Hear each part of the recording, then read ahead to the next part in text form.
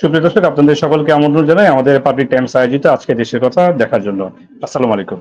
আজ আমাদের সাথে যুক্ত হয়েছেন সম্মানিত অতিথি হিসেবে বিশিষ্ট শিক্ষাবিদ প্রফেসর ডক্টর সৈয়দ আব্দুল আল মামুন চৌধুরী, রাজশাহী বিশ্ববিদ্যালয়ে আন্তর্জাতিক সম্পর্ক বিভাগে রয়েছেন, এবং একই সাথে যুক্ত হয়েছেন আবুল হাসান রুবেল, নির্বাহী সমন্বয়ক, গণসংহতি আন্দোলন। সম্মানিত অতিথিবৃন্দ, আপনাদেরকে স্বাগত জানাই আমাদের সাথে যুক্ত হওয়ার জন্য, এবং অসংখ্য ধন্যবাদ দর্শকদের পক্ষ থেকে। আপনাকে ধন্যবাদ। সুপ্রিয় দর্শক, আমরা ইতিমধ্যে জেনেছি যে বিষয়টি সেটি হচ্ছে বাংলাদেশে জাতিসংঘের মানবাধিকার কমিশন অফিস বা দপ্তর যাই বলি না কেন আনুষ্ঠানিকভাবে যাত্রা শুরু করেছে, একটি চুক্তি স্বাক্ষরিত হয়েছে অন্তর্বর্তীকালীন সরকারের সাথে। সেটি নিয়ে মূলত আজকে আমরা আমাদের দুজন অতিথি রয়েছেন, ওনাদের সাথে কথা বলবো যে এটি নিয়ে আমাদের বাংলাদেশে কোনো ধরনের শঙ্কা রয়েছে কিনা, যেটি নিয়ে বিভিন্ন রাজনৈতিক দলের পক্ষ থেকে অনেক ধরনের বক্তব্য বিবৃতি দেওয়া হয়েছে এর আগেও আনুষ্ঠানিক চুক্তি হওয়ার আগে, বা এটি নিয়ে আমাদের জন্য কতটা আমরা আশার আলো দেখতে পারি। সার্বিক সমস্ত বিষয় নিয়ে আমরা কথা বলবো আজকে অতিথিদের সাথে। আমি প্রথমেই প্রফেসর ডক্টর সৈয়দ আব্দুল আল মামুন চৌধুরী, আপনার কাছে আসি। আপনি যদি বলেন প্রথমেই যে আমরা তো ইতিমধ্যে জানি যে এই যে জাতিসংঘ মানবাধিকার কমিশন দপ্তর রয়েছে, এটি বিশ্বের 16টি দেশে রয়েছে। আমরা 17তম দেশ হিসাবে আমাদের দেশে যাত্রা শুরু হয়েছে। তো এর মাঝে অনেক দেশ যেমন বুরকিনা ফাসো, কম্বোডিয়া, চাদ, নাইজেরিয়া, লাইবেরিয়া, এরকম নানা দেশে তাদের কর্মসূচি রয়েছে, প্যালেস্টাইন সহ সিরিয়া, মেক্সিকো ইত্যাদি নানা দেশে। তো এটি নিয়ে আপনি আপনার জায়গা থেকে একজন আন্তর্জাতিক বিশ্লেষক হিসেবে কি মনে করেন, আমাদের দেশের জন্য এটি কতটুকু শুভকর বার্তা বয়ে আনতে পারে, বা এখানে আসলেই আমাদের জন্য শুভকর বার্তা নাকি কোনো ধরনের অশনি সংকট রয়েছে? কারণ অনেকেই অনেক ধরনের আলোচনা করছেন বিষয়টিকে নিয়ে, বিভিন্ন রাজনৈতিক মহল থেকেও অনেক কথা উঠে এসেছে আনুষ্ঠানিক যাত্রা শুরুর আগে থেকে। জনাব মামুন।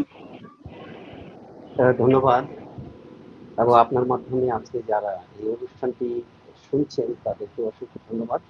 আজকে অত্যন্ত গুরুত্বপূর্ণ একটা প্রসঙ্গ এখানে আমরা আলোচনা করতে যাচ্ছি, সেটি হচ্ছে যে জাতিসংঘের মানবাধিকার বিষয়ক যে সংস্থা, সেটার কমিশনারের একটা অফিস বাংলাদেশে ইতিমধ্যেই চালু হয়েছে, যেটা বাংলাদেশের সাথে একটা মেমোরান্ডাম অফ আন্ডারস্ট্যান্ডিং হয়েছে। তো এটা 3 বছর মেয়াদী একটা মেমোরান্ডাম। ইতিমধ্যে গতকাল থেকে এটা কাজ আনুষ্ঠানিকভাবে যাত্রা শুরু করেছে, এবং বাংলাদেশের যে হিউম্যান রাইটস পরিস্থিতি সেটা নিয়ে গত বছরের জুলাই আগস্টে যখন এই দেশের সরকার পরিবর্তনের কোটা আন্দোলন থেকে পরিবর্তিত হয়েছে সরকার পরিবর্তনের আন্দোলনটা হয়, সেই আন্দোলনের সময়ই এই প্রতিষ্ঠানের যিনি কমিশনার মিস্টার ভলকার টুর, এবং তিনি তখন থেকেই কাজ শুরু করেছিলেন। এবং ইতিমধ্যে তারা একটা এই যে আন্দোলন, এই আন্দোলন সংশ্লিষ্ট যে সংঘর্ষ এবং মানবাধিকার লঙ্ঘনের বিষয়াদি, এইগুলোর উপরে তারা ইতিমধ্যে একটা প্রাথমিক রিপোর্ট বা প্রতিবেদন তারা প্রকাশ করেছে। এবং এই যে মেমোরান্ডাম অফ আন্ডারস্ট্যান্ডিং যেটা বাংলাদেশের সরকারের সাথে তারা করেছে, তার উদ্দেশ্য সম্পর্কে ইতিমধ্যেই এই প্রতিষ্ঠান থেকে জানানো হয়েছে যে তারা যে ফ্যাক্ট ফাইন্ডিং যে গবেষণাটা করেছে এবং প্রাথমিক যে প্রতিবেদন দিয়েছে, সেই প্রতিবেদনের চূড়ান্ত এবং আরো মানে যেটা হলো যে থরো রিসার্চ করা তাদের একটা উদ্দেশ্য। এবং বাংলাদেশে বর্তমানে তারা যে ক্রমবর্ধমান মানবাধিকার লঙ্ঘনের ঘটনাগুলো যে ঘটছে, এই বিষয়গুলো যেন না ঘটে, সেই বিষয়ে জাতিসংঘ কিভাবে সাপোর্ট দিতে পারে, বিভিন্ন স্টেক হোল্ডার যারা আছে, সেটা সরকার হতে পারে, সুশীল সমাজ হতে পারে, এবং অন্য যারা স্টেক হোল্ডার আছে তাদেরকে তারা প্রশিক্ষণ দিবে, এটা হচ্ছে তাদের বক্তব্য। এবং এই বিষয়টা নিয়ে ইতিমধ্যেই আমাদের বাংলাদেশের বিভিন্ন মহলে বিভিন্ন রকম প্রতিক্রিয়া আমরা লক্ষ্য করেছি, যেটাকে আমরা বলতে পারি যে মিশ্র প্রতিক্রিয়া। কেউ এটাতে আশাবাদ ব্যক্ত করেছেন, অনেকেই শঙ্কা ব্যক্ত করেছেন। এখন আমরা একটু বাস্তবতা যদি বিশ্লেষণ করি, যে হঠাৎ করে এই ধরনের একটা প্রতিষ্ঠান বাংলাদেশে কমিশনারের অফিস, এটা কিন্তু এমন না যে মানবাধিকার সংস্থার একটা অফিস, এটা হলো তার কমিশনারের অফিস। হ্যাঁ, এবং এটা আপনি যেমনটা বক্তব্যের শুরুতেই বললেন যে 16টা দেশে আছে, বিশ্বের 18টা স্থানে এটা আছে। হ্যাঁ, 16টা দেশ এবং আরো দুটো সংস্থা, এবং আরো অন্য অনেক জায়গা আছে যেগুলো কমিশনারের অফিস নয়, মানে একটা জায়গায় অফিস আছে, সেই অফিস থেকে অন্য জায়গাগুলোকে কাভার করা হয়। তো বাংলাদেশে আবার সরাসরি একটা কমিশনারের অফিস হলো, যেটা হয়তো বা শ্রীলঙ্কায় যেটা আছে বা অন্য জায়গায় আছে, সেখান থেকে বাংলাদেশকে কাভার করা হতো। মানে সাউথ ইস্ট এশিয়া এবং ইস্ট এশিয়ায় যে রিজিওনাল অফিসগুলো আছে, সেখান থেকে এই জায়গাগুলোতে কাভার করা হতো। মানে ডাইরেক্ট অফিস বা কমিশনারের অফিস এতদিন এখানে হয়নি। কিন্তু এখন জাতিসংঘের এই সংস্থা যখন মনে করলো যে এখানে অবশ্যই একটা অফিস হওয়া দরকার, কি কারণে তারা এটা মনে করলো, সেটাকে আমরা একটু বিশ্লেষণ করতে পারি। আপনি দেখেন ভারতে কিন্তু এই ধরনের কোনো অফিস নেই, কিন্তু ভারতের মানবাধিকার পরিস্থিতি তারা কাভার করে অন্য জায়গা থেকে। পাকিস্তানে এই ধরনের একটা অফিস নেই। আপনি জানেন আফগানিস্তানে কিন্তু এই ধরনের কার্যক্রম নেই। শ্রীলঙ্কাতে আছে। শ্রীলঙ্কাতে দীর্ঘদিন যাবৎ কিন্তু তামিল টাইগার্সদের একটা আন্দোলন ছিল, হ্যাঁ, যেটা এলটিটিই আমরা বলি। তো সেই এলটিটিই প্রায় 2 দশকেরও বেশি তারা একটা লড়াই অব্যাহত রেখেছিল। আবার আপনি যে 16টা বা 18টা দেশের কথা বললেন, এই দেশগুলো হচ্ছে সবই মেইনলি আফ্রিকান কান্ট্রি এবং মুসলিম কান্ট্রি।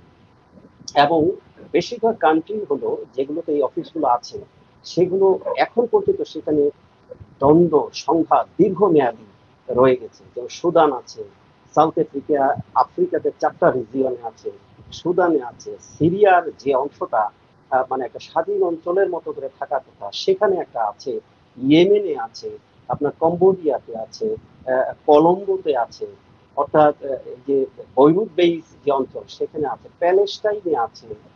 তাহলে আমরা যে 16 বা 18টা রাষ্ট্রে এই কমিশনারের অফিস আমরা দেখতে পাচ্ছি, এই জায়গাগুলো চিহ্নিত করে আমরা যদি সেই জায়গার রাজনীতি, অর্থনীতি এবং গ্লোবাল পলিটিক্স দেখি, তাহলে বোঝা যাচ্ছে ওই অঞ্চলগুলো দীর্ঘদিন যাবৎ সংঘাতে লিপ্ত। তাহলে এখানে একটা প্রশ্ন আসে যে বাংলাদেশে এই ধরনের একটা অফিস স্থাপন করার মাধ্যমে কি জাতিসংঘের এই সংস্থা মনে করছে যে বাংলাদেশ একটা দীর্ঘমেয়াদী অভ্যন্তরীণ সংঘাতের দিকে ধাবিত হচ্ছে? এটা কিন্তু আমাদের একটা চিন্তা আসতেই পারে যে এই ধরনের একটা অফিস এতদিন কেন তারা করার প্রয়োজনীয়তা বোধ করলো না। এবং যেহেতু একটা আমরা বলবো যে গত বছর একটা আন্দোলনের মাধ্যমে একটা সরকার পরিবর্তন হয়েছে, এবং যে সরকারটা এসেছে তারা কিন্তু কোনো রাজনৈতিক সরকার নয়, এবং তাদের কিন্তু নিজস্ব কোনো এজেন্ডা নাই, এটাই আমরা জানি।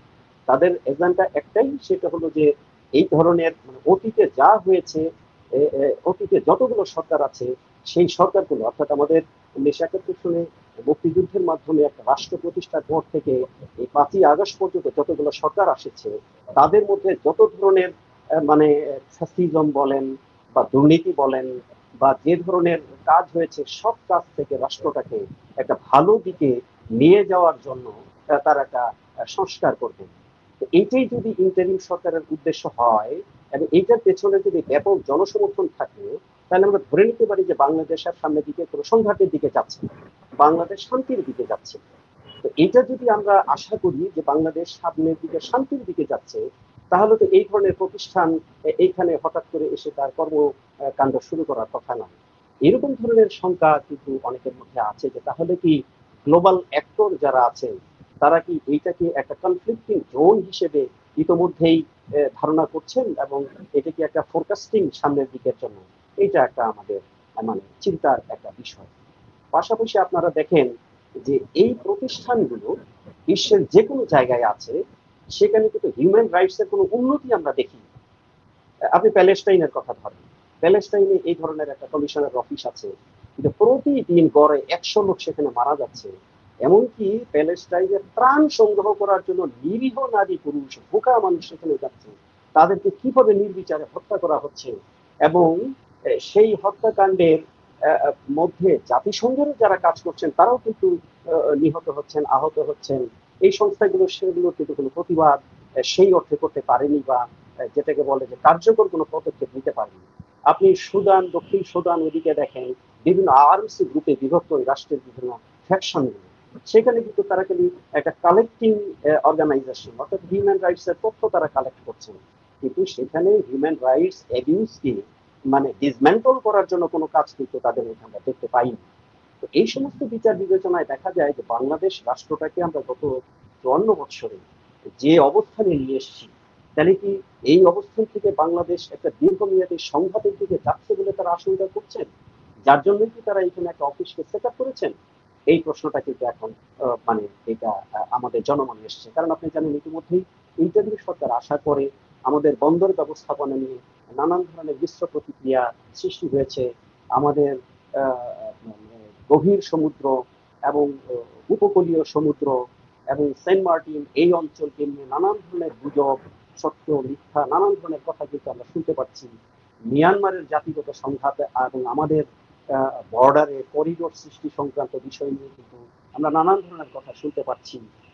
এরপর যে ভারতের সেভেন সিস্টার এবং ভারত আমাদের পার্শ্ববর্তী রাষ্ট্রের সঙ্গে আমাদের বর্তমান সরকারের যে ফরেন পলিসি, সেটা নিয়েও যে বিভিন্ন ধরনের মিশ্র প্রতিক্রিয়া, এগুলো কিন্তু আমাদের মানে সার্বিক যে বিবেচনা, ডিপ্লোম্যাটিক এরিয়াতে যে সার্বিক বিবেচনা, সেটার সাথে এই প্রতিষ্ঠানটা প্রতিষ্ঠা করার কোনো লিঙ্ক আপ আছে কিনা, এগুলো কিন্তু আমাদের গভীরভাবে ভেবে দেখা দরকার। কারণ এটা কিন্তু সাধারণভাবে মনে হচ্ছে যে হ্যাঁ, একটা এই ধরনের হিউম্যান রাইটস, অনেকে মনে করছে যে এই ধরনের হিউম্যান রাইটস কমিশনের অফিস বাংলাদেশে হলে বাংলাদেশের জন্য বরং মঙ্গলই হবে।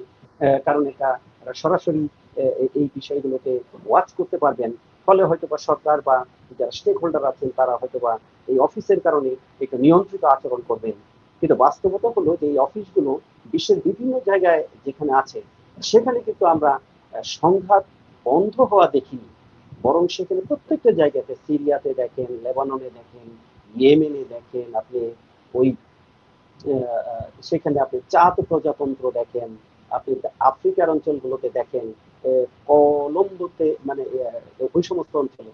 তো সবকিছু মিলিয়ে আমাদের কাছে যেটা হচ্ছে যে আমাদের এটা ঠিক শঙ্কা বলবো না, আমাদের এক ধরনের মিশ্র চিন্তা ভাবনার সৃষ্টি হয়েছে যে সাউথ এশিয়ান জিওপলিটিক্সের যে স্ট্রাকচারটা এবং গ্লোবাল পলিটিক্সের যে ইম্প্যাক্ট গুলো রিজিওনাল পলিটিক্সে পড়ছে, তার সাথে এইটার কোনো একটা লিঙ্কেজ আছে কিনা, এটা আমাদের ভেবে দেখার সময় এসেছে।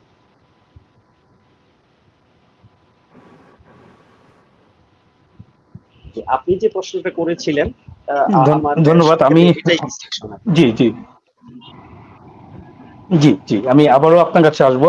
আমি জনাব আবুল হাসান রুবেল আপনার কাছে আসছি। সেটি হচ্ছে যে আমরা তো দেখেছি এই চুক্তিটি সম্পাদিত হওয়ার আগে বিভিন্ন সময়ে বিভিন্ন রাজনৈতিক দল এটির বিরুদ্ধে অবস্থান নিয়েছিল, বিশেষ করে হেফাজতে ইসলাম, বাংলাদেশ কমিউনিস্ট পার্টি, সিপিবি, এমন নানা দলগুলো, বাংলাদেশ জামাত ইসলামী, সবার পক্ষ থেকে এই বিষয়টি ছিল যে এটি না হওয়াটা হয়তো আমাদের দেশে যেটা মঙ্গলজনক।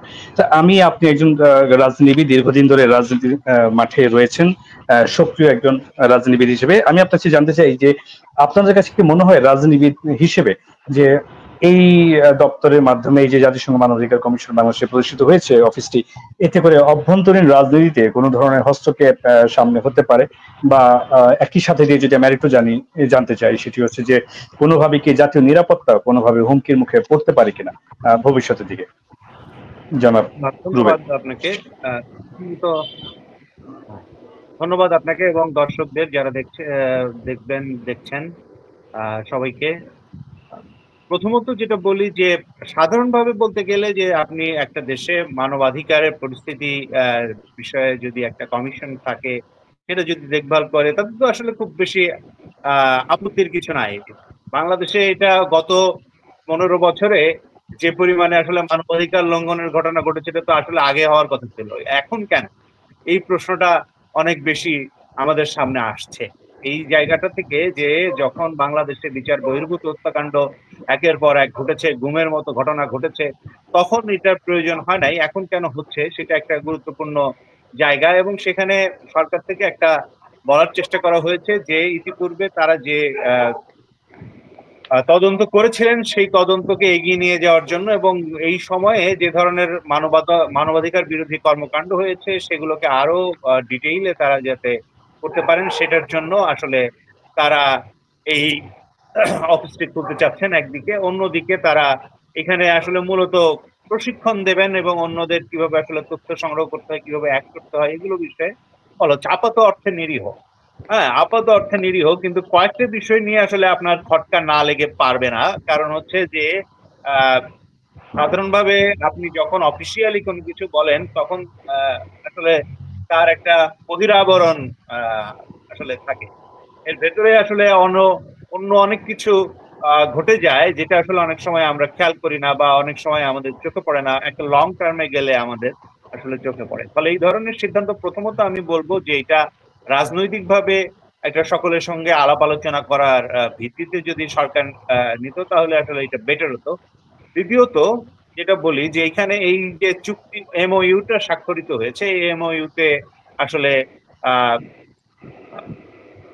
তাদের দায় মুক্তির প্রশ্ন আছে। এখন যারা মানবাধিকার নিয়ে কাজ করবেন তাদের দায় মুক্তির প্রসঙ্গটা কেন থাকছে, সেটা অন্য কিছু বিষয়ে কোনো ইঙ্গিত দেয় কিনা, সেটা নিয়ে আসলে জনমনে নানা ধরনের সন্দেহ তৈরি হচ্ছে যে আচ্ছা এখানে দায় মুক্তির প্রশ্নটা কেন আসবে। আর তৃতীয়ত আমি মনে করি এখানে একটা আসলে সবসময় এই ধরনের প্রতিষ্ঠানগুলো যে কথাগুলো মানে মামুন সাহেব বলেছেন সেগুলো তো অলরেডি আপনারা মানে শুনেছেন, যে ধরেন যে সমস্ত দেশগুলোতে আছে সেই সমস্ত দেশগুলোতে যে খুব মানবাধিকার পরিস্থিতির উন্নতি ঘটেছে এরকম বলা যাচ্ছে না। অন্যদিকে অন্য আরেকটা সংখ্যা আছে, সেই সংখ্যাটা হচ্ছে ধরেন পূর্ব তিমুর ইন্দোনেশিয়া থেকে যে আলাদা হলো, সেখানে আসলে মানবাধিকার কমিশনের একটা ভূমিকা আছে। এবং এই যে ধরনের ঘটনা বাংলাদেশের কোথাও ঘটলে, বিশেষত পার্বত্য অঞ্চলের কথা যদি আমরা বলি, এবং এখানে যদি ভূ রাজনৈতিক মারপ্যাচে এরকম ঘটনার বাংলাদেশকে শিকার হতে হয়, এরকম ঘটনা বাংলাদেশে ঘটবে এটা আমরা আশা করি না বা আশঙ্কা করি না, কিন্তু যদি এরকম ঘটনা ঘটে, ধরা যাক একটা মানে ধরা যাওয়ার জায়গা থেকে যদি আপনারা দেখি যে যদি এরকম ঘটনা ঘটে, তখন আসলে সরকার কোন ধরনের অ্যাকশন নেওয়ার ক্ষেত্রে এটা এক ধরনের বাধা তৈরি করবে। যদি এই ধরনের কোনো মানে ধরা যাক বাইরে থেকে উস্কানি, তারপরে বিভিন্ন ধরনের ইনফিল্ট্রেশন, এগুলোর ভেতর দিয়ে যদি এরকম একটা পরিস্থিতি বাংলাদেশে তৈরি করা হয় যে একটা অস্থিরতা তৈরি হচ্ছে, একটা রাষ্ট্রীয় অখণ্ডতা এবং সার্বভৌমত্বের জন্য এটা একটা হুমকি হয়ে দাঁড়াচ্ছে, সেক্ষেত্রেও এটা একটা বড় ধরনের বাধা তৈরি করবে, এইরকম একটা সম্ভাবনা থেকে যায়। ফলে আসলে যে কোনো সিদ্ধান্ত নেওয়ার আগে মানে সিদ্ধান্ত নেওয়ার অনেক আমাদের দেশে প্রচলিত মানে আছে আর কি, যে ভাবিয়া করিও কাজ করিয়া ভাবিও না। ফলে আমাদের অনেকগুলো বিষয় নিয়ে আসলে আগে ভাগে চিন্তা করা দরকার, আগে ভাগে ভাবনা থাকা দরকার, এবং সেটার ভিত্তিতে আসলে সিদ্ধান্তগুলো নেওয়া দরকার। এখানে বাংলাদেশে একটা সংঘাতময় পরিস্থিতি হতে যাচ্ছে কিনা সে বিষয়ে তারা কোনো আশঙ্কা করছেন কিনা, সেটার যেমন আশঙ্কার কথা আছে, মানে সেটা দিকে আসলে ঠেলারও কোনো চেষ্টা আছে কিনা সেটাও তো আমাদের আসলে দেখতে হবে। বাংলাদেশে কোনো সংঘাতময় পরিস্থিতির দিকে কোনো পক্ষ, দেশি বিদেশি নানা পক্ষ, তারা কোথাও ঠেলতে চাচ্ছেন কিনা সেটাও তো আমাদের আসলে বিবেচনার বিষয় থাকতে হবে। এবং বাংলাদেশে আমরা অভ্যুত্থান পরবর্তী কালে একটা গণতান্ত্রিক উত্তরণের জায়গায় এখনো পৌঁছার চেষ্টা করছি। আমরা এখানে একটা যারা মানে এখানে জাতিসংঘের এটা যদি আমাদের সহায়তা করতে পারে, যে বিশেষত বিচার কাজে যারা বাংলাদেশে একটা গণহত্যা ঘটিয়েছেন, মানবতা বিরোধী অপরাধ করেছেন, তাদেরকে বিচারের কাজে যদি আমাদের সহায়তা করতে পারেন, ওয়েল অ্যান্ড গুড। কিন্তু তাদের একটা লিমিট থাকতে হবে, তারা কি করতে পারেন এবং কি করতে পারেন না তার একটা লিমিট থাকতে হবে। এবং এখানে দায় মুক্তির প্রসঙ্গটা কেন আসছে সেটা পরিষ্কার করতে হবে, কেন কোন প্রেক্ষিতে দায় মুক্তি, কিভাবে দায় মুক্তি, এগুলো পরিষ্কার ধারণা থাকতে হবে। তো যে কোনো কাজের জন্যই কেউ দায় মুক্তি পেতে পারেন না, মানে ফলে এই সমস্ত জায়গাগুলোকে পরিষ্কারভাবে আমাদের জনগণের সামনে তুলে ধরতে হবে। কারণ এই সরকারের মানে কাজের ভেতরে এই যাতে স্বচ্ছতা থাকে এবং জনগণ যাতে অবহিত থাকেন, তাদের ভেতরে যাতে কোনো সন্দেহ তৈরি না হয়, তা রাজনৈতিক দলগুলোর সঙ্গে আলাপ আলোচনার ভেতর দিয়ে যাতে সন্দেহ নিরসন করা যায়, এই সমস্ত জায়গাগুলোতে আসলে গুরুত্ব দেওয়া প্রয়োজন ছিল বলে আমি মনে করি, এবং এই জায়গাগুলোকে অ্যাড্রেস করা দরকার।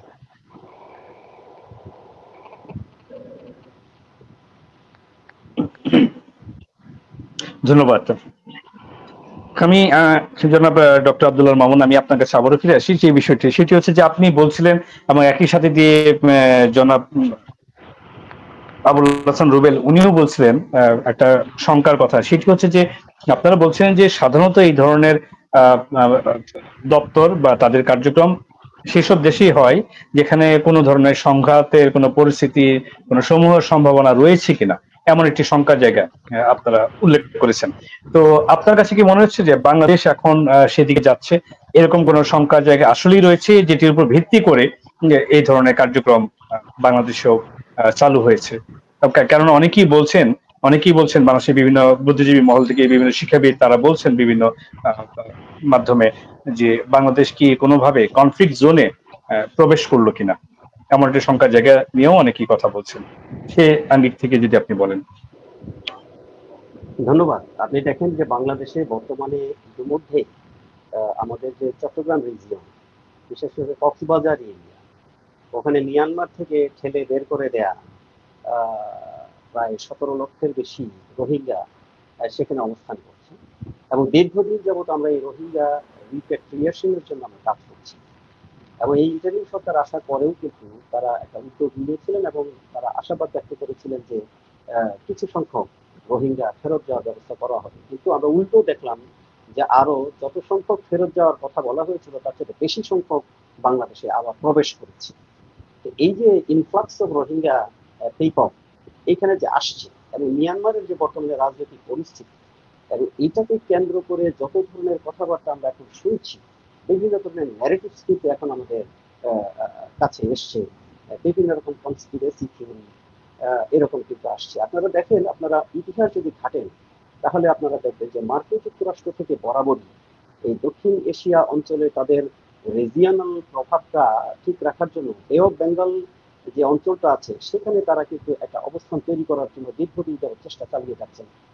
আপনারা যদি ইতিহাস দেখেন, এইখানে একটা তাদের প্রভাব বলয় তৈরি করার জন্য, সরাসরি আমি বলবো না যে একটা ঘাঁটি তৈরি করা, এইখানে একটা প্রভাব বলয় তৈরি করার জন্য কিন্তু তারা 1966 সালে যখন 6 দফার আন্দোলন হলো, 69 সালে যখন গণঅভ্যুত্থান হলো, সেই সময় যখন বঙ্গবন্ধু মহানায়ক বেরিয়ে আসলেন, তখন কিন্তু ওই সময়ে কিন্তু সেই সময়ের ডাকসাইটের নেতা যিনি মৌলানা ভাসানীকে কিন্তু মানে মার্কিন যুক্তরাষ্ট্রের যে পাকিস্তানের যিনি এজেন্ট ছিলেন তার মধ্যে প্রস্তাব দেওয়া হয়েছিল যে পশ্চিম পাকিস্তান এবং পূর্ব পাকিস্তানের যে দ্বন্দ্ব, এই দ্বন্দ্বের মধ্যে কিন্তু একটা সুষ্ঠু সমাধান মার্কিন যুক্তরাষ্ট্র করে দিতে পারে যদি তাদের সাথে এই ধরনের একটা মানে আন্ডারস্ট্যান্ডিং এ নতুন যে রাষ্ট্র গঠিত হতে যাচ্ছে সেটা যদি রাজি হয়।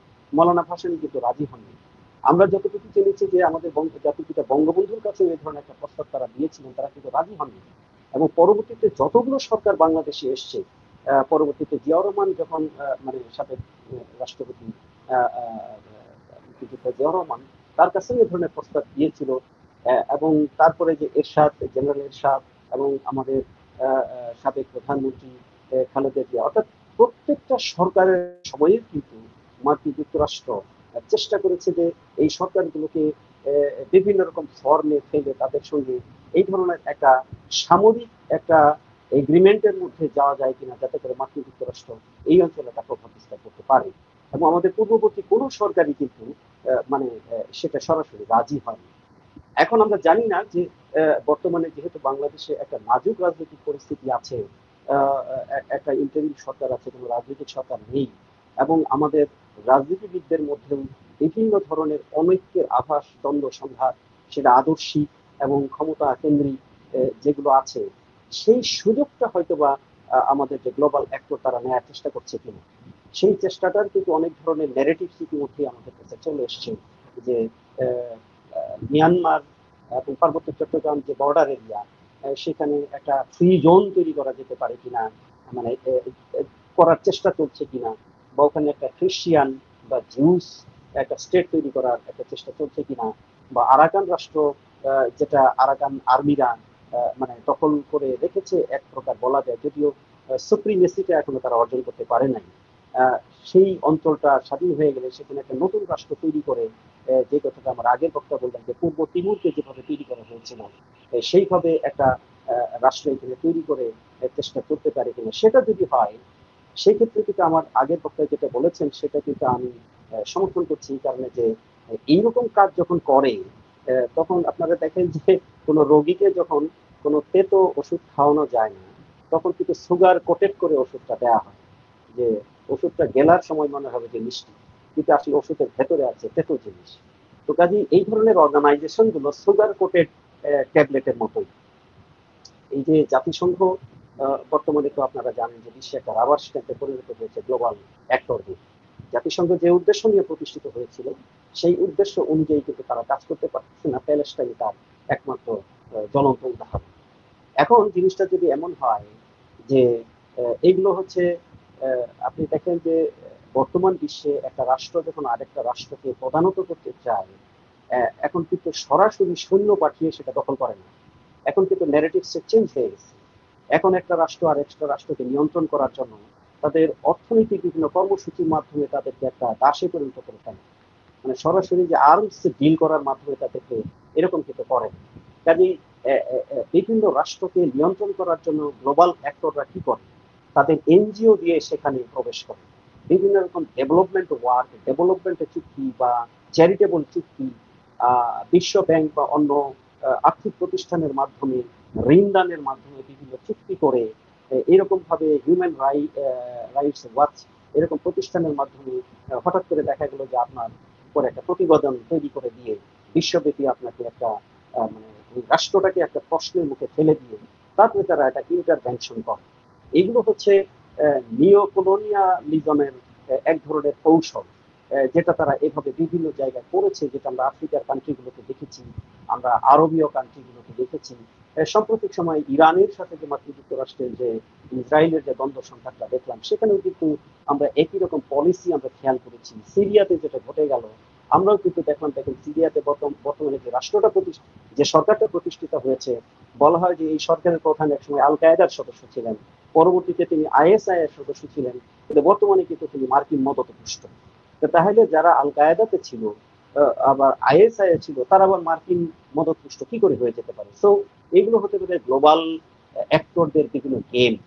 এখন সেজন্যই আমার মনে হচ্ছে যে বাংলাদেশে বর্তমানে যে রাজনৈতিক একটা শূন্যতা বিরাজ করছে, এই রাজনৈতিক শূন্যতাটাকে কাজে লাগিয়ে হয়তোবা গ্লোবাল অ্যাক্টররা এখানে এক ধরনের মানে গেম তৈরি করার চেষ্টা করছে, যার একটা ফ্রন্টলাইন যেটা প্রসিডিউর হিসেবে এ ধরনের অর্গানাইজেশন গুলো এখানে সেট আপ করে সেগুলোর মাধ্যমে তারা ট্রেনিং দিবে। বলছে যে এই ইউএনএইচসিআর ট্রেনিং দিবে। আমাদের কি ট্রেনিং দিবে তারা? আমাদেরকে বলবে সদা সত্য কথা বলো, কখনো মিথ্যা কথা বলো না? তারা কি এগুলো আমাদেরকে ট্রেনিং দিবে? আমাদের নিজের রাষ্ট্রই তো এটা সক্ষম। আমার রাষ্ট্রে দুদক আছে, আমার রাষ্ট্রে বিভিন্ন ধরনের দুর্নীতি দমন সংস্থা আছে, আমাদের সংবিধান আছে, বিশ্বের অন্যতম শ্রেষ্ঠ সংবিধান। সেই সংবিধানে বিভিন্ন ধারাতে বলা আছে যে রাষ্ট্র কিভাবে পরিচালিত হবে, কিভাবে এখানে দ্বন্দ্ব সংঘাত বলা হবে। বাংলাদেশের বর্তমান সংবিধান হচ্ছে বিশ্বের একমাত্র সংবিধান যেই সংবিধানে মানবাধিকারের প্রত্যেকটা জিনিসকে লিখিতভাবে স্বীকার করা হয়েছে। তো কাজে মানবাধিকারের যে বিষয়গুলো, মানবাধিকারের মধ্যে যে মৌলিক অধিকারগুলো, সেগুলো এবং সাপোর্টিং অধিকারগুলো কিন্তু আমাদের সংবিধানে সরাসরি লিখিত আছে। কাজে আমাদের সংবিধানই হচ্ছে আমাদের প্রশিক্ষক। আমরা যদি একটা ভালো দায়িত্বশীল সরকার প্রতিষ্ঠা করতে পারি, তাহলে এগুলো কিন্তু আমাদের খুব একটা প্রয়োজন নেই। আমাদের প্রয়োজন হলো মানে জনবান্ধব, দায়িত্বশীল এবং গণতন্ত্র মনা একটা সরকার প্রতিষ্ঠা করা। এইটা আমরা যতদিন পর্যন্ত প্রতিষ্ঠা করতে না পারবো, ততদিন পর্যন্ত বাইরের শক্তি, আপনারা জানেন যে পৃথিবীর ইতিহাস, বাইরের শক্তি কখনোই তাদের ইন্টারেস্ট ছাড়া এখানে আসে না। যে তারা আমাদেরকে কল্যাণ করে দেবে বিনা ইন্টারেস্টে, এটা ভাবার কোনো কারণ নাই। অবশ্যই তাদের পেছনে বড় ধরনের এজেন্ডা থাকতেই পারে। একটা বড় রাষ্ট্র যখন একটা কম দুর্বল অর্থনীতির রাষ্ট্রকে ঋণ দেয়, এটার অর্থ এইটা না যে আমি মনে করে দিলাম তারা আমাদের উপকার করছে। সেই ঋণ দানের মাধ্যমে কিন্তু হাই রিটার্নটা তারা ফেরত নেয়। অর্থাৎ তারা যদি 100 টাকা ঋণ দেয়, কমপক্ষে 1000 টাকা সেখান থেকে ফেরত নেওয়ার ব্যবস্থাটা করেই তারা সেই ঋণটা দেয়। আর দুর্বল রাষ্ট্র সেই ঋণ নেওয়ার কারণে যে বিভিন্ন রকম নিয়ম কানুনের জালে জড়িয়ে যায়, এগুলো সেই রাষ্ট্রের একটা স্বাধীন ফরেন পলিসি, স্বাধীন স্টেট পলিসি ফলো করা তখন কঠিন হয়ে যায়। অর্থাৎ আমি যেটা বলবো যে বড় বড় রাষ্ট্রগুলোর সাথে যখনই আমরা কোনো একটা চুক্তিতে জড়িত হয়ে যাই, তখন কিন্তু আমাদের স্বাধীনতাটা একদিকে সংকুচিত হয়ে যায়। কারণ হলো আমাদের তো সেই ইকোনমিক স্ট্রেংথ থাকে না, এই ছোট রাষ্ট্রগুলো সেই রকম মিলিটারি স্ট্রেংথ থাকে না, একমাত্র ডিপ্লোমেসি এবং তাদের ম্যান পাওয়ার এটাই হচ্ছে। আর যদি তার কিছু ন্যাচারাল রিসোর্স থাকে, এখন বাংলাদেশ নামক রাষ্ট্রটার কিন্তু ন্যাচারাল রিসোর্স এখন পর্যন্ত আমরা যতটুকু সাইন্টিফিক ইনভেনশনে দেখেছি খুবই লিমিটেড। আমাদের একমাত্র শক্তি হচ্ছে আমাদের জনশক্তি। এই জনশক্তিকে আমরা যদি মানে এই জনশক্তিটাকে যদি আমরা প্রকৃত অর্থেই স্কিলড ম্যান পাওয়ারে রূপান্তরিত করতে পারি, তাহলেই আমাদের মুক্তি। এছাড়া অন্য কোনো ওয়েতেই আমাদের মুক্তি হবে না। আমাদের বিশাল সংখ্যক ইয়াং জেনারেশন বেকার হয়ে বসে আছে। কেন এত দ্বন্দ্ব সংঘাত, মিছিল ডাক দিলেই হাজার হাজার মিছিলের লোক চলে আসে, সেটা যে দলেরই হোক চলে আসে কেন? এই লোকগুলো মিছিল করার জন্য সময় পায় কিভাবে? কারণ তাদের কোনো উপযুক্ত কর্মসংস্থান নেই, বা যে সময়টা সে মিছিল মিটিং এ দিবে ওই সময়টা কোনো জায়গায় ইনভেস্ট করলে তার যে মানে ইনকাম হবে সেটার সুযোগ নেই। এই জন্য রাষ্ট্রের মধ্যে যারা দুর্নীতিবাদ, যারা কালো টাকার মালিক, যারা লুটেরা, এরা প্রত্যেকটা দলের মধ্যেই লুকিয়ে আছে। আওয়ামী লীগের মধ্যে, বিএনপির মধ্যে, জামাতের মধ্যে, সব জায়গায় এরা বিভিন্ন দলের মধ্যে থাকে, কিন্তু তারা কিন্তু আসলে কোনো দলের না। তারা কিন্তু আসলে একটাই দল, যে তারা দুর্নীতিবাদ। তাদের দল একটাই যে তারা দুর্নীতিবাদ, তাদের দল একটাই যে তারা লুটেরা। এই লুটেরারা কিন্তু বিভিন্ন দলের মধ্যে লুকিয়ে থেকে পারস্পরিক সবসময় একটা বিয়াদ মেনটেন করে। এই জন্য আপনি দেখবেন যে বারবার করে সরকার পরিবর্তন হয় কিন্তু সিন্ডিকেট ভাঙা যায় না, বিভিন্ন জায়গায় চাঁদাবাজের হাত বদল হয়, চাঁদাবাজিটা বন্ধ হয় না। সো আমি যেটা বলছি যে এই কথা বলতে গিয়ে আমরা অন্য প্রসঙ্গে চলে আসলাম। বাংলাদেশের জন্য দরকার হলো এমন একটা সরকার যারা সুশাসন প্রতিষ্ঠা করবে, এবং এইটা প্রতিষ্ঠা করার জন্য যত কিছু সেট আপ থাকা দরকার বাংলাদেশে 1954 বছর সেই সেট আপ গুলো অলরেডি আমাদের আছে। কিন্তু এই সেট আপের যারা ড্রাইভিং সিটে বসবেন, সেই ড্রাইভিং সিটে আমরা কোনো আমাদের মানে আমরা যেভাবে চাচ্ছি সেই ধরনের লোক বসাতে পারছি না, অথবা বসানোর পরে কেন যেন তারা আবার চেঞ্জ হয়ে যাচ্ছে। এই জায়গাটাতে গবেষণা করতে হবে যে আমরা যাদেরকে ড্রাইভিং সিটে বসাবো তারা যেন ইচ্ছে করেও ট্র্যাকলেস হয়ে যেতে না পারেন, সেটাই আমাদের দরকার। সেটা না করে আমরা যদি মনে করি যে বাইরের বড় বড় শক্তিগুলো এই যে এই ধরনের প্রতিষ্ঠান আসার মাধ্যমে যে মানবাধিকারের একটা প্রতিষ্ঠান এখানে আসবে, তারা খেয়াল রাখবে, এতে যে আমাদের দ্বন্দ্ব সংঘাত বা গোষ্ঠী দ্বন্দ্ব বা রাজনৈতিক দ্বন্দ্ব দূর হয়ে যাবে তা কিন্তু না। সুতরাং আমরা যেটা দেখতে পাচ্ছি বাংলাদেশে এখন এই মুহূর্তে যেহেতু একটা রাজনৈতিক শূন্যতা বিরাজ করছে, এবং শূন্যতা পূরণ করার জন্য বহিঃশক্তির যে গেমগুলো সেগুলো এখানে ক্রিয়াশীল আছে। সেই ক্রিয়াশীলতার জায়গা থেকে হয়তোবা এই ধরনের উদ্যোগগুলো আমরা দেখতে পাচ্ছি। কাজে আমাদের মনে হয় যে এই বিষয়গুলো যারা ড্রাইভিং সিটে আছেন, আমার আগের বক্তায় যেরকম বললেন যে একটা প্লুরালিস্টিক আলাপ আলোচনার মাধ্যমে এরকম স্টেট পলিসি নির্ধারণ করা দরকার। কারণ ইন্টারিম সরকারের কিন্তু অ্যাকচুয়ালি আমরা যে কথাগুলো বলতে চাই এগুলো বেশি বলাও যায় না, যেহেতু আমাদেরও নিরাপত্তার অভাব হয়ে যেতে পারে। তো সেক্ষেত্রে আমরা যেটা বলছি যে এই সরকারের কিন্তু এক্সট্রিম পলিসি মেকিং কোনো ধরনের ম্যান্ডেট নাই। পলিসি মেকিং ম্যান্ডেট গুলো থাকবে নির্বাচিত শক্তি যারা তাদের। কাজে এই সরকার যদি একটা সুষ্ঠু নির্বাচনের মাধ্যমে সব মানুষের পার্লামেন্ট গঠন করার একটা ব্যবস্থা করতে পারে, আমি মনে করি সেটাই হবে তার জন্য বড় অর্জন। তো সেই ধরনের মানে লিডারশিপ যদি আমরা সামনে পাই তাহলে এখানকার মানবাধিকার সুরক্ষিত হবে। কারণ আমাদের দেশের সংবিধান মানবাধিকার সংক্রান্ত যে ধরনের মানে নিয়ম কানুন করেছে পৃথিবীর অন্য কোনো সংবিধানে এত স্পষ্টভাবে এত কিছু বলা নেই।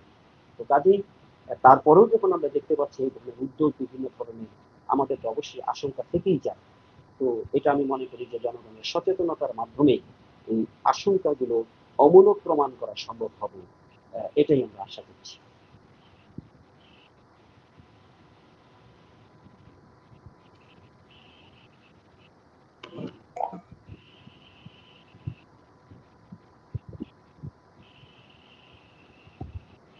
জি, আপনার প্রশ্নের বক্তব্য আমি শেষ করেছি। যদি আপনার জি জি জি ধন্যবাদ। জি ধন্যবাদ। আমি আমি আমি জনাব রুবেল আপনার কাছে আসি, সেটি হচ্ছে পলিটিক্যাল পার্সপেক্টিভ থেকে একটি কোয়ারি আছে।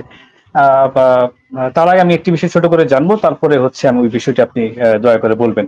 সেটি হচ্ছে যে এটি নিয়ে সরকারের পক্ষ থেকে কোনো ধরনের প্রত্যক্ষ বা পরোক্ষভাবে আপনাদের কাছে কি আলোচনার প্রস্তাব এসেছিল কিনা রাজনৈতিক দলগুলোর কাছে, যেটি আপনি বলেছেন যে আলোচনার ভিত্তিতে সিদ্ধান্ত নেওয়া উচিত ছিল, সেটি একটু জানতে চাইবো ছোট করে। আমি মূল যে প্রশ্নটি সেটি হচ্ছে যে পলিটিক্যাল পার্সপেক্টিভ থেকে আগামী নির্বাচন অনুষ্ঠিত হবে, সেটা যখনই হোক না কেন, সেই নির্বাচনের মাধ্যমে একটি দল ক্ষমতায় আসবে বা যারাই আসুক না কেন সরকার গঠনে তারা আসবে সরকারের দায়িত্বে। সেই জায়গায় পরবর্তীতে আপনার কাছে কি মনে হয় একজন রাজনীতিবিদ হিসেবে যে সরকার গঠনের পরে আমরা বিগত বছরগুলোতে সবসময় দেখেছি রাজনীতির ইতিহাসে বাংলাদেশের প্রেক্ষাপটে যে বিরোধী দল দমনের একটি বিষয় থাকে, বিরোধী দলের মত প্রকাশের স্বাধীনতায় একটু হস্তক্ষেপ করা হয়, তাদের মিটিং মিছিলে বাধা দেওয়া হয় বা বিভিন্ন ধরনের বিষয় আমরা দেখেছি, প্রত্যক্ষ করেছি।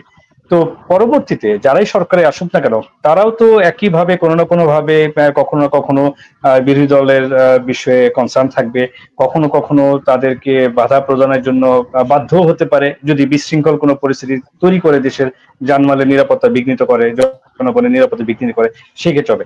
তো এই যে সার্বিক বিষয়গুলো থাকবে তখন সেটির সাথে এই যে মানবাধিকার কমিশন, মানবাধিকার বিষয় নিয়ে তারা কাজ করবে আমাদের দেশে, তো কোনোভাবে কি সাংঘর্ষিক কোনো কিছু হতে পারে? তখন কি সরকার চাইলেই দমন, আমি দমনের কথায় আসছি না, তখন সরকার চাইলে কি যৌক্তিক ভাবে বাধা দিতে পারবে বিরোধী দলকে, বা বিরোধী দলের রাজনৈতিক যে এজেন্ডা থাকবে বা যে বিষয়গুলো থাকবে সেখানে কোনো ধরনের বাধা দেওয়ার মতো সক্ষমতা কি সরকারের থাকবে, সে যেটি ক্ষমতা আসুক না কেন? আপনার কাছে কি মনে হয়, এতে করে কি রাজনীতিতে আসলে কোনো অভ্যন্তরীণ হস্তক্ষেপের সাথে যুক্ত হতে পারে? শঙ্কা রয়েছে কিনা? ধন্যবাদ। প্রথমত কয়েকটা বিষয়ে একটু আলোচনা করা দরকার। যেমন হচ্ছে যে বাংলাদেশে আমরা বর্তমানে একটা অভ্যুত্থান উত্তর পরিস্থিতিতে আছি। যেখানে আসলে পুরনো ব্যবস্থাটা আসলে এক অর্থে ভেঙে পড়েছে। কিন্তু আসলে নতুন ব্যবস্থাটা এখনো তৈরি হয়নি। পুরনো ব্যবস্থাটা অনেক ক্ষেত্রেই কাজ করছে না এবং অনেক ক্ষেত্রেই দেখা যাচ্ছে যে আসলে পুরনো ব্যবস্থা মানে অনেকগুলো বিষয় আসলে অ্যাড্রেস করতে, নতুন যে চাহিদা সেটা আসলে অ্যাড্রেস করতে পারছে না। কিন্তু নতুন ব্যবস্থাটা এখনো পর্যন্ত তৈরি হয় নাই। তাহলে এটার একটা প্রক্রিয়া আছে। সেই প্রক্রিয়ার ভেতরে আমরা আছি। আমরা এখন এই প্রক্রিয়ার ভেতরে আছি এবং এটা নিয়ে আমরা আসলে কাজ করছি। ধরা যাক যে বাংলাদেশের সংবিধানের কথা আসলো যখন, তখন দু একটা কথা বলতেই হয় যে বাংলাদেশের সংবিধানে একদিকে আসলে সবকিছুই লেখা। Everything is there. কিন্তু এখানকার যে ক্ষমতা কাঠামো, সংবিধানের যে প্রস্তাবিত ক্ষমতা কাঠামো সেটা এমন যে এটা হচ্ছে এক ব্যক্তির হাতে সমস্ত ক্ষমতা তুলে দেয়। এটা এমন ভাবে আপনার হাতে অস্ত্র তুলে দেয় যে আসলে আপনি সমস্ত কিছু করতে পারেন আপনার কোনো ধরনের জবাবদিহিতা ছাড়া। আপনি গুম খুন করতে পারেন, আপনি সমস্ত কিছু করতে পারেন জবাবদিহিতা ছাড়া, এবং সংবিধান এক্ষেত্রে কোনো বাধা হয়ে দাঁড়ায় না। ফলে সংবিধানের যে ক্ষমতা কাঠামো আর তার যে মানে বিভিন্ন ধরনের প্রতিশ্রুতি, এই প্রতিশ্রুতির ভেতরে একটা গুরুতর গলদ আছে, একটা আর একটার বিপক্ষে আছে। ফলে এই দুইকে আসলে যদি আমরা এক না করতে পারি, একটা সংবিধানের ক্ষমতা কাঠামোকে যদি গণতান্ত্রিক না করা যায়, তাহলে আসলে সেটা যত ভালো ভালো প্রতিশ্রুতি দিক, সেটা কখনো একটা গণতান্ত্রিক ব্যবস্থা, একটা সুশাসন কায়েম করতে পারবে না। এটা সংবিধান যেহেতু সমস্ত আইনের আসলে মা, ফলে সংবিধানের কাছ থেকেই আসলে এই জায়গাগুলোর জায়গা আসবে। ফলে সেই সমস্ত বিষয়ে আসলে কাজ চলছে এবং সেখানে অনেকগুলো বিষয়ে যেমন আমাদের অনেকগুলো অগ্রগতিও আছে। যেমন বাংলাদেশে মানে যারা সংসদ সদস্য নির্বাচিত হন তাদের মানে একটা যেটাকে বলে যে একটা ভোট দেওয়ার অধিকার, সেটা পর্যন্ত আসলে 70 অনুচ্ছেদ দিয়ে এক অর্থে খর্ব করা হয়েছিল। ফলে সেগুলোতে বিষয়ে সংস্কার আসছে। সামনে একজন প্রধানমন্ত্রী আসলে কি করতে পারবেন, কত টার্ম থাকতে পারবেন, কিভাবে আসলে এটা করবেন, এগুলো নিয়ে আসছে। বিচার বিভাগের কিভাবে আসলে স্বাধীনতা রক্ষিত হতে পারে, কিভাবে আসলে বিচার বিভাগের উপরে এখানে আইন মন্ত্রণালয়ের মাধ্যমে আসলে যে নির্বাহী কর্তৃত্ব সেটা কাজ করে, সেটাকে থেকে কিভাবে বিচার বিভাগকে মুক্ত করা যায় সেটা নিয়ে কাজ হচ্ছে। এখানে দুর্নীতি দমন করার জন্য যে সমস্ত ব্যবস্থা নেওয়া যায় সেগুলো নিয়ে কাজ হচ্ছে। ফলে এই ধরনের কাজগুলো এখন চলছে। এগুলো কিন্তু এগুলো হবে কিভাবে? এগুলো হবে হচ্ছে আসলে আগামী নির্বাচনে জনগণের ভোটাধিকার প্রয়োগের মাধ্যমে। জনগণ আসলে এই সমস্ত বিষয়ে যে ভোটাধিকার প্রয়োগ করবেন এবং যে সমস্ত বিষয়ে এখন একটা রাজনৈতিকভাবে ঐক্যমত্য হচ্ছে, সেগুলো আগামী নির্বাচনের যে দলই ক্ষমতায় আসুক তাকে এটা আসলে বাস্তবায়ন করতে হবে। তার বাইরেও আসলে কিছু বিষয় থাকবে যেগুলো জনগণের কাছে তাদের যেতে হবে এবং যেখানে গিয়ে জনগণের ম্যান্ডেট যেটা, সেই জনগণের ম্যান্ডেটের ভেতর দিয়ে তাদেরকে আসতে হবে। ফলে জনগণের কাছে যখন আপনার একটা যেকোনো একটা ক্ষমতা, এই ক্ষমতার আসলে চেক অ্যান্ড ব্যালেন্সের জায়গা, সবচেয়ে বড় জায়গাটা কোথায়? এটা হচ্ছে জনগণের কাছে যাওয়া। জনগণের কাছে যাওয়াটাকে বাংলাদেশে বন্ধ করে রাখাটাই হচ্ছে সমস্ত ধরনের এই যে যত ধরনের আপনি বলছেন যে এই যে বিভিন্ন নিপীড়ন এবং অন্যান্য ঘটনাগুলো যেভাবে বিরোধী মত থেকে দমন, নিপীড়ন, এগুলোর জায়গা প্রথমত যেখান থেকে এসছে সেটা হচ্ছে জনগণের কাছেই তাকে যেতে হয় নাই। ফলে জনগণের কাছে জবাবদিহিতা করতে হয় নাই। বাংলাদেশে একটা ৩টা নির্বাচন পরপর এমন ভাবে হয়েছে সেটা আমরা সকলেই জানি। একটা হচ্ছে যে ১৫৩ আসনে কোনো মানে একটা পুরা এক দলের নির্বাচন। আরেকটা হচ্ছে রাতের ভোটের নির্বাচন, আরেকটা হচ্ছে আমির নির্বাচন। এগুলো তো বাংলাদেশে হয়েছে। ফলে বাংলাদেশে এই যে জনগণের কাছে যে আপনার জবাবদিহি করার জায়গাটা এবং এখানকার একটা প্রতিষ্ঠানের সাথে আরেকটা প্রতিষ্ঠানের যে আসলে ভারসাম্য রক্ষা করা। একটা যেকোনো দেশে ৩টা যে অঙ্গ প্রতিষ্ঠান থাকে, তার একটা আইনসভা, তার একটা নির্বাহী বিভাগ এবং তার একটা বিচার বিভাগ, এর ভেতরে যে পারস্পরিক ভারসাম্য রক্ষা করা, সেই ভারসাম্য রক্ষা করার জায়গাটাও তৈরি হয়নি। ফলে বাংলাদেশে এই যে যে দুঃশাসন, এই দুঃশাসনের চক্রে যে ৫৪ বছর ধরে বাংলাদেশ নানানভাবে ঘুরছে, সেই দুঃশাসনের মাত্রাটা এত পরিমাণে বেড়ে গেল। কারণ হচ্ছে যে যেকোনো একটা যখন আপনি ব্যাড প্র্যাকটিসকে চালু রাখতে এটা আসলে এমন একটা পর্যায়ে যায়, এইটাই আসলে আপনার নিয়ম হয়ে ওঠে। এটাই হচ্ছে আইন হয়ে ওঠে। এটাই তখন রীতি হয়ে ওঠে। তখন আসলে এটা এমন জায়গায় যায় সেখান থেকে আসলে কোন জায়গায় আমাদের মানে ভিন্ন চিন্তা করার জায়গা তৈরি হয় না। সেই ক্ষেত্রে তার মানে হচ্ছে যে আমরা এই সমস্যার সমাধান ধরা যাক যে যদি আমরা বিরোধী দল মত কে মানে কথা বলতে দেওয়া কিংবা তাদের গণতান্ত্রিক অধিকার রক্ষা করার যে সমাধান সেটা আসলে আমাদের রাষ্ট্র কাঠামোর ভেতর থেকে করতে হবে। আমাদের গণতান্ত্রিক পরিসরকে বৃদ্ধি করার মাধ্যমে করতে হবে, আমাদের নিজস্ব শক্তিতেই করতে হবে। এই ক্ষেত্রে মানে মানবাধিকার কমিশন যে মানে কোনো ভূমিকা পালন করতে পারবে না তা আমি বলি না। কোনো সময় হয় কি যে একটা কাঠামো আপনি পরিবর্তন করার পরেও সংস্কৃতি থেকে যায়। কারণ একটা সংস্কৃতি পরিবর্তিত হতে আসলে একটা কাঠামোর চাইতেও অনেক বেশি সময় লাগে। ফলে কখনো তার উপরে চাপ প্রয়োগ করতে পারবে হয়তো। কিন্তু এটা অন্তর্গতভাবে এটা পরিবর্তন করতে হলে আসলে আমাদের নিজেদের শক্তিতে, আমাদের নিজেদের ব্যবস্থাকে আসলে যতদূর সম্ভব জনমুখী করা, গণমুখী করা এবং নিজেদের গণতান্ত্রিক পরিসরকে বৃদ্ধি করা। এইটা ছাড়া অন্য কোনো উপায়ে এটার কোনো গ্যারান্টি দেওয়া যায় না। ফলে আমরা যদি আমাদের দেশটাকে এমন জায়গায় দেখতে চাই যেখানে আসলে একটা গণতান্ত্রিক পরিস্থিতি বিরাজ করবে, আমাদের এখানে মানবাধিকার রক্ষিত হবে, এখানে জনগণের অধিকার রক্ষিত হবে, তাহলে আসলে আমাদের যে একটা নতুন ব্যবস্থা, একটা নতুন একটা মানে কি বলা যেতে পারে যে আহ গণতান্ত্রিক পুনর্গঠন বাংলাদেশের দরকার। সেই গণতান্ত্রিক পুনর্গঠনের কাজটা সম্পন্ন করাটাই হচ্ছে এটার পথ।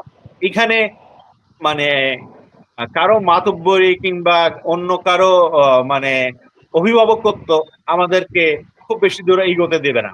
আমরা অনেক সময় হয় কি অভিভাবকের ছায়া থাকতে বেশি যদি কারো থাকে তাহলে আসলে তার আসলে ম্যাচুরিটি আসে। ফলে আপনার অভিভাবকত্ব ছাড়া আপনার আসলে নিজের যে কাজ সেখানে হয়তো আমাদের অনেকগুলো ভুল হবে, কিন্তু ভুল থেকেই আমরা নতুন করে শিখবো এবং নতুন করে শেখার মাধ্যমে একটা গণতান্ত্রিক যাত্রা শুরু করলে গণতান্ত্রিক যাত্রা শুরু করলে একটা সুশাসনের জন্য আমাদের যাত্রা শুরু করলে সেটা আমাদের আরো অনেক দূর এগিয়ে দেবে। আমরা যখন একটা মানে স্বৈরতান্ত্রিক ব্যবস্থার ভেতর দিয়ে আসলে যাই তখন সেটা একেবারে মানে ফ্যাসিবাদ পর্যন্ত পৌঁছায়। একটা গণতান্ত্রিক ব্যবস্থা, একটা সুশাসনের ব্যবস্থার ভেতর দিয়ে গেলে আমরা জনগণের কল্যাণের যে রাষ্ট্র, সমস্ত মানুষের জন্য যে অধিকারের রাষ্ট্র, জনগণের রাষ্ট্র, এটা কায়েম করার দিকে অগ্রসর হতে পারবো বলে আমি আশা করি।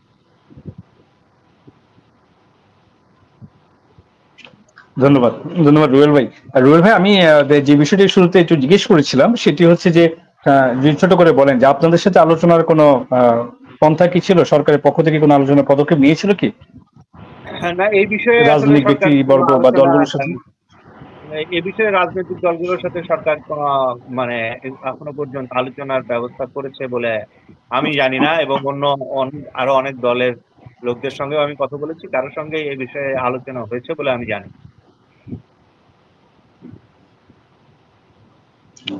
আমি শেষের দিকে চলে এসেছি। আমি ডক্টর সৈয়দ আব্দুল আল মামুন, আপনার কাছে যে বিষয়টি একটু জানি সেটা হচ্ছে মানবিক করিডোর ইস্যু নিয়ে আপনি কথা বলছিলেন, বিভিন্ন বিষয় নিয়ে কথা বলছিলেন। তো এই যে মানবিক করিডোর, মিয়ানমার ইস্যু বাংলাদেশের সাথে বেশ কিছু বিষয় ওতপ্রোতভাবে জড়িত।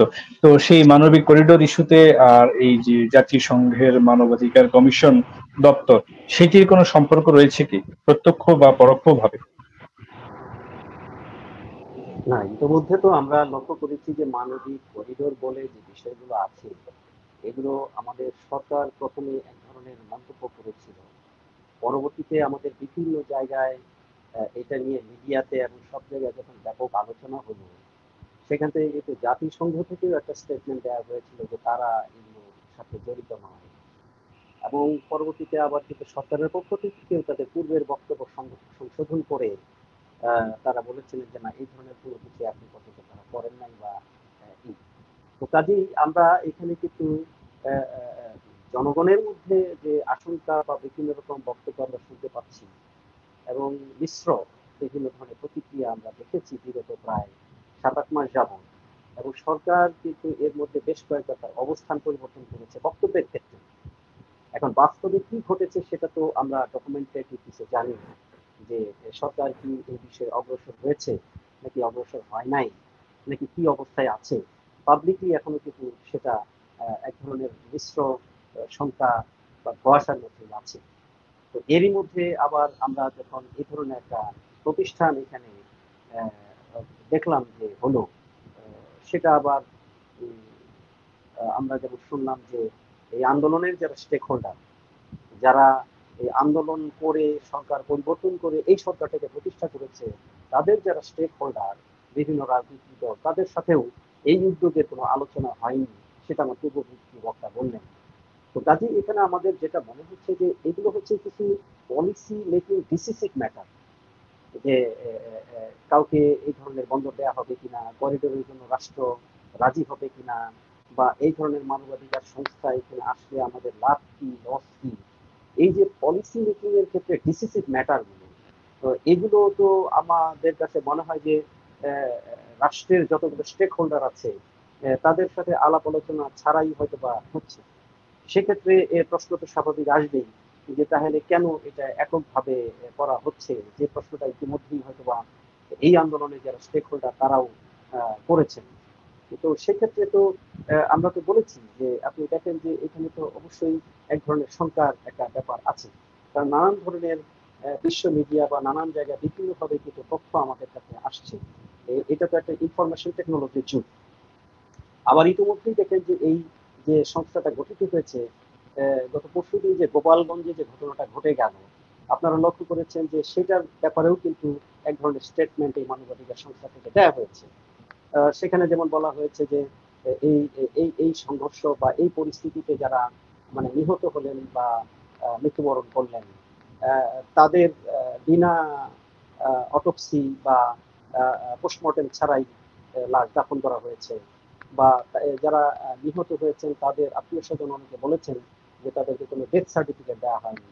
সো এটা যেন আবার মানে এটার যেন সুষ্ঠু তদন্ত করা হয়, তার জন্য কিন্তু এই মানবাধিকার সংস্থা থেকে কথা বলা হয়েছে। তো কাজেই আমরা কিন্তু বুঝতে পারছি যে তারা ইতিমধ্যেই আমাদের রাষ্ট্রের যে বিভিন্ন কর্মকাণ্ড, সেটা সরকারি হোক বেসরকারি হোক বিভিন্ন রাজনৈতিক দল হোক, তার মধ্যে কিন্তু তারা ইতিমধ্যেই তাদের মন্তব্য করা শুরু করেছে। তো এই বিষয়টা আসলে কতদূর কিভাবে সামনের দিনগুলোতে যাবে, বা এগুলো তো আমরা এখন পর্যন্ত খুবই প্রাথমিক পর্যায়ে এই জিনিসগুলো দেখছি। তবে একটা জিনিস কি জানেন, যে কথাটা হলো যে আমার আগের বক্তা যেটা বললেন যে আগের ব্যবস্থাটা ভেঙে পড়েছে, নতুন ব্যবস্থাটা আনতে হবে, কিন্তু সেই নতুন ব্যবস্থাটাই এখন তৈরি করা যাচ্ছে না। আমার কাছে যেটা মনে হয় কি জানেন, বাংলা বাগধারাতে, বাংলা ব্যাকরণের বাগধারাতে একটা শব্দ আছে আমরা গাছি করা, আপনারা জানবেন সবাই আমরা গাছি করা। খুব সরল ভাবে যদি এটা বলি, তোষামদি করা। দেখেন বাংলাদেশের মানুষ, আমরা যারা বাঙালি জাতি, এরা হাজার হাজার বছর যাবৎ পরাধীন ছিলাম। আমরা কিন্তু গত 54 বছর যাবৎ নিজের রাষ্ট্রে বাস করছি। এর আগে কিন্তু আমরা সবসময় বিভিন্ন শক্তি দ্বারা প্রধানত হয়েছি। একটা পরাজিত এবং শাসিত জনগোষ্ঠীকে কিন্তু টিকে থাকার জন্য যুগের পর যুগ এই ধরনের নানান প্রেসারে কিন্তু তোষামদি করে বেঁচে থাকতে হয়েছে। এখন আমাদের জাতীয় চরিত্র থেকে আমরা যখন স্বাধীন সত্তা হয়েছি, আমাদের মন মানসিকতা যে স্বাধীন হতে হবে, আমরা যে স্ট্রেট ফরওয়ার্ড হবো, উনি যেমন বললেন যে সেপারেশন অফ পাওয়ারের কথা, যে এমন একটা সংবিধানের ব্যবস্থা আনা দরকার যেন শাসন বিভাগ, আইন বিভাগ, বিচার বিভাগ যেন স্বাধীনভাবে কাজ করতে পারে। আমাদের সংবিধানে এইভাবে স্বাধীন করে দেয়া আছে। এখন একজন নির্বাচন কমিশনার এবং তার যে কমিশনার বৃন্দ, তারা সাংবিধানিক পদ, রাষ্ট্র তার কাজের মধ্যে হস্তক্ষেপ করার আইনগত কোনো সুযোগ নাই। এখন যিনি নির্বাচন কমিশনার হচ্ছেন, তিনি আবার যে সরকার আছে তার ইশারা ইঙ্গিতে চলছেন। এখন নির্বাচন কমিশনে যাকে দায়িত্ব দেয়া হলো, তিনি যদি সেই ব্যাকবোন অর্জন না করেন যে হ্যাঁ আমার এই যে সাংবিধানিক ক্ষমতা আছে, আমি মানবো কেন সরকারকে, এক্সিকিউটিভ বডিকে আমি মানবো কেন, আমি আমার ইমানের সাথে আমি দায়িত্বটা পালন করবো। এটা দুদকে যারা বসে আছেন তারা যদি মনে করেন যে হ্যাঁ আমি শপথ নিয়ে চাকরি এই সাংবিধানিক পদে এসেছি, আমি কোনো সরকার দেখবো না, বিরোধী দল দেখবো না, আমি আমার শপথ অনুযায়ী কাজ করবো। এই যে রাষ্ট্রের বিভিন্ন জায়গায় সেট আপটা করা আছে, কোনো জায়গাতেই আমরা যাদেরকে বসতে দেখছি তাদের মধ্যে আমরা সেই নোবেল ভার্চু যেটা, যে আইন অনুযায়ী দৃঢ়তার সাথে কোন রকম ভয় ভীতি উপর তারা না হয়ে নিজের কাজটা করব, এইরকম লোকের সংখ্যা আমাদের কম। যার জন্যই আপনি যতবারই সিস্টেমটা পাল্টান না কেন কাজ হবে না। আপনারা দেখবেন 1990 সনে একটা গণঅভ্যুত্থানের পর যখন আমরা একটা 3 জোটের একটা রূপরেখা হয়েছিল, আপনারা শুনেছেন। এটা কিন্তু শপথ ছিল যে পরবর্তীতে যারাই নির্বাচিত হয়ে ক্ষমতায় যাবে তারা এই 3 জোটের রূপরেখা অনুযায়ী কাজ করবে। সেই রূপরেখার মতো 2 থেকে 3টে জিনিস তারা বাস্তবায়ন করেছে, মৌলিক অনেকগুলো জিনিস বাস্তবায়ন করেনি। কেন করে নাই পরবর্তী সরকার এসে? এটা তো আসলে আবার পরবর্তী সরকার যে করেনি, আবার যারা এই আন্দোলনের 90-এর আন্দোলনের স্টেক হোল্ডার ছিল তারাও কিন্তু তাদেরকে বাধ্য করতে পারেনি। অর্থাৎ আমাদের কয়েক ধরনের প্রবণতা আছে জাতীয় সংস্কৃতির মধ্যে। একটা হলো হাজার বছর পরাধীন থাকার কারণে আমাদের মানস চেতনায় যে পরাধীনতার যে একটা সংস্কৃতি আছে, আমরাগাছি করার একটা, তোষামদি করার একটা আছে, বা ভীতু হয়ে খালি তোষামদি করে আমার নিজের সুবিধাটা নিয়ে আমি মানে মুখে বলছি এক কথা, কিন্তু আমার নিজের সুবিধার ক্ষেত্রে আমি আবার দুর্নীতি করছি। এই যে মন মানসিকতাটা হাজার হাজার বছর যাবত আমাদের রক্তের মধ্যে আছে, এইটা 1971 সনের স্বাধীনতার মাধ্যমেই এই সংস্কৃতিকে আমরা পরিবর্তন করতে পারি না। এই জাতীয় চরিত্রের সংস্কৃতি থেকে আমরা যতদিন পর্যন্ত বেরিয়ে আসতে না পারবো ততদিন পর্যন্ত কিন্তু আমরা ওই বারবার এইরকম আন্দোলন হবে, সংঘাত হবে, সরকার পরিবর্তন হবে, পার্লামেন্ট চেঞ্জ হবে, আইন চেঞ্জ হবে, কাজের কাজ কিছু হবে না। আমাদের দরকার রাষ্ট্র পরিবর্তন নয়, সংবিধান পরিবর্তন নয়, আমাদের দরকার সমাজ পরিবর্তন, সমাজের মূল্যবোধ পরিবর্তন। আমাদের যারা সমাজকে নেতৃত্ব দিতে সক্ষম, বিশেষ করে এখন যে তরুণ প্রজন্মকে আমরা দেখছি, তাদের প্রতি আমার যেটা আবেদন, যে তোমরা যদি একটা সার্থক রাষ্ট্র প্রতিষ্ঠা করতে চাও তাহলে তোমরা যার যার পরিবারকে আগে প্রতিষ্ঠিত করো। একটা পরিবারে যদি আমরা বলি যে বাবা তুমি আমাকে যে শার্ট কিনে দিচ্ছ, প্যান্ট কিনে দিচ্ছ, তুমি কত টাকা বেতন পাচ্ছ, আমি তোমার কোনো হারাম কামাই খাবো না। আজকে যারা আন্দোলন করেছেন তরুণ প্রজন্ম, তারা প্রত্যেকে যদি শপথ নেয় যে যার যার পরিবারে, তারা পরিবারকে টাইট করতে শপথ নিবে যে আমার পিতা মাতা, আমার বড় ভাই, আমার পরিবারে আমি এটা এলান করে দিব যে না, কোনো দুর্নীতিগ্রস্ত পয়সা আমার বাপ মা খাবো না। এরকম হাজার হাজার পরিবার টাইট হয়ে গেলে রাষ্ট্র এমনি টাইট হয়ে যাবে। আজকে হাজার হাজার মসজিদ নির্মিত হয়, বড় বড় দুর্নীতিবাজরা মসজিদের মধ্যে ফ্যান দেয়, লাইট দেয়, টাকা দেয়। মসজিদ গুলো যদি ঘোষণা করে যে কোনো দুর্নীতিবাজের টাকা পয়সা আমরা মসজিদ মাদ্রাসাতে নিব না, তো তাহলেই তো এই দুর্নীতিবাজ লুটেরা এরা কোণঠাসা হয়ে যাবে সব জায়গায়। তা আমরা আসলে জায়গা মতো হিট করছি না। তো এই জন্যই আমাদের সমাজটা পরিবর্তন হচ্ছে না। সমাজ পরিবর্তন করতে না পারলে আপনি রাষ্ট্রের কাঠামো বারবার পরিবর্তন করে কোনো লাভ হবে না। সুতরাং তবে আমাদের চেষ্টা করতে থাকে। এই জন্য আমি মনে করি যে বাংলাদেশ নামক রাষ্ট্রটাকে ঠিক করতে হলে আমাদের সেই দীর্ঘদিনের ঔপনিবেশ যেটা আমাদের মগজের মধ্যে রয়ে গিয়েছে, সেই সংস্কৃতি থেকে আমাদের বেরিয়ে আসার জন্য আমাদের সামাজিক সংস্কার দরকার।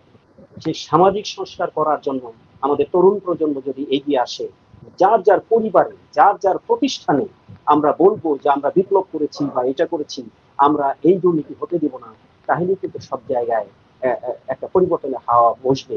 কিন্তু আজকে গত 11 মাসে আমরা কি সেই ধরনের কোনো স্টেপ দেখতে পেয়েছি? তাহলে আমরা কিভাবে আশাবাদী হব? আমার মনে হয় আমাদের ফোকাসটা ওই জায়গায় হওয়া দরকার যে আমাদের জাতিগত যে সাংস্কৃতিক দুর্বলতা, মানুষ চেতনার মধ্যে যে দুর্নীতি বীজ রোপিত হয়ে আছে, আমরাগাছি করার যে প্রবণতাটা আমাদের মধ্যে রয়ে গিয়েছে, স্ববিরোধী কাজ যে আমরা করি, যে মাইকের সামনে আমরা একটা কথা বলি কিন্তু ব্যক্তিগত পর্যায়ে আমরা ঠিকই দুর্নীতিকে উৎসাহিত করি, এই স্ববিরোধিতা যেটাকে ইসলামে মোনাফিকি বলে, এই জায়গা থেকে এড়িয়ে এসে আমরা যখন ঐক্যবদ্ধ একটা জাতি গঠন করতে না পারবো ততদিন পর্যন্ত এইভাবে বারবার খাবো আমরা। আবার আন্দোলন হবে, আবার হত্যাকাণ্ড হবে, আবার সরকার আসবে, আবার চেঞ্জ হবে, কাজ হবে না। তবে আসার কথা হলো বিশ্বের যতগুলো গণতান্ত্রিক রাষ্ট্র আছে তাদের ইতিহাস যদি আপনারা পর্যালোচনা করেন, দেখবেন বাংলাদেশ বর্তমানে যে পরিস্থিতির মুখোমুখি হয়ে পার হচ্ছে, এই ধরনের পরিস্থিতি মার্কিন যুক্তরাষ্ট্র একসময় ফেস করেছে, ব্রিটেন একসময় ফেস করেছে, ফ্রান্স একসময় ফেস করেছে। দীর্ঘদিনের গণতান্ত্রিক চর্চার মাধ্যমে তারা গণতন্ত্রের বর্তমানে সুফলটা ভোগ করছে। গণতন্ত্র হচ্ছে সবসময় একটা চর্চার বিষয়। বাংলাদেশে 1971 সনে স্বাধীন হওয়ার পর থেকে 54 বছরে নিরবচ্ছিন্নভাবে গণতন্ত্র কোনোদিন চর্চা হয়নি। মাঝে মাঝেই একটা ইন্টারিম সরকার এসছে বা তত্ত্বাবধায়ক সরকার এসছে, সামরিক সরকার এসছে, তারপরে তোষামোদী হয়েছে, তারপরে দেখা গেল যে আমরা সুষ্ঠু একটা সরকার গঠন করেছি, আমরাই আবার তাকে ফ্যাসিস্ট বানিয়ে ফেলেছি। এটা আমরাই জানি, আমরা নিজেরাই আমাদের সরকার প্রতিষ্ঠা করি, আমরাই আবার তাদেরকে ফ্যাসিস্ট বানিয়ে ফেলি। কাজে আমাদেরকে দায় নিতে হবে প্রত্যেককে। এটা শুধুমাত্র একটা বিশেষ রাজনৈতিক দল, বিশেষ একটা সরকারকে দায়ী করে নিজে দায়ী মুক্ত হলে আমার মনে হয় পরিবর্তনটা হবে না। এই দায় আমাদের রাষ্ট্রের প্রত্যেকটা নাগরিকের। এই দায় যেদিন আমরা নিতে পারবো, এই দায় থেকে প্রত্যেকটা ব্যক্তি যখন মনে করবো যে হ্যাঁ, আমি আমার দায়টা থেকে মুক্ত করার চেষ্টা করি, তখনই কিন্তু এই দায় মুক্ত হবে।